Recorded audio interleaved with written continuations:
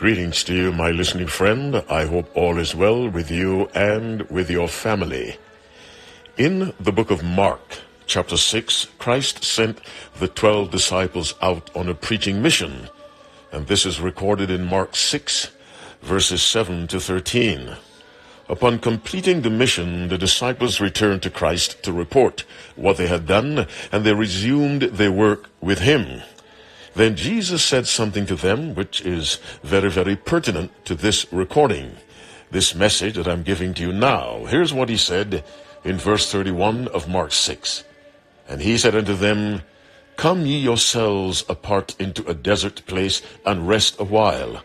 For there were many coming and going, and they had no leisure so much as to eat. Listen to verse 31 of Mark chapter 6 again. And he said unto them, this is Christ, to the disciples, Come ye yourselves apart into a desert place and rest a while. For there were many coming and going, and they had no leisure so much as to eat. Why am I directing your mind to this verse? The fourth commandment commands us to rest on the seventh day. But this does not give us license to work 24 hours, Sunday through Friday. Even on the secular days, we are to take time to rest. And the reason for that is, God does not promote this concept of people being workaholics. It is a violation of the principle of temperance, which is one of the fruits of the Spirit. Galatians 5:22 to 23. The God who gives us the law of temperance cannot require us to overwork during the secular days of the week. And so Jesus told the disciples, Come. And there is nothing in the text that suggests that this occurred on the Sabbath day. It most likely was a weekday. And yet Christ said, Come and rest. And he tells them why. The verse says there were many coming and going, and they had no leisure so much as to eat. No time to eat. No time to practice proper health principles. Overwork is not a principle of God. Hard work is. Overwork isn't. God is not the inventor of workaholics. And if he isn't, you know who the inventor is. Nothing must be done that damages the health, because health is also a moral requirement as much as Sabbath keeping or thou shalt not commit adultery is a moral requirement. Health is a moral requirement because it springs from the commandment which says, thou shalt not kill. Why am I saying this, my dear friend?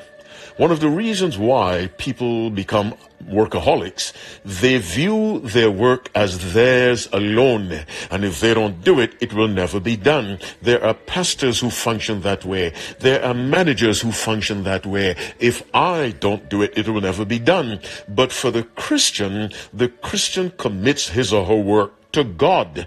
And so the Christian now assists God. The Christian does all that he or she can, but the Christian does not overwork. He works to the best of his or her ability, but does not overwork. When you commit your work, your profession to God, then you assist God. God is in charge and you assist. My listening friend, if you are a workaholic, you must step back and ask yourself, why? Are you the only one who can do what you do?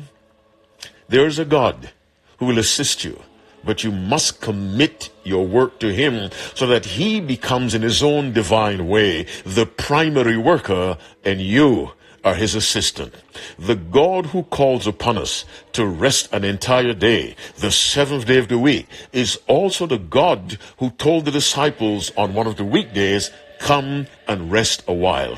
Many of us are sick because we overwork. Many of us, we have twisted personalities because of the constant pressure of work, work, work.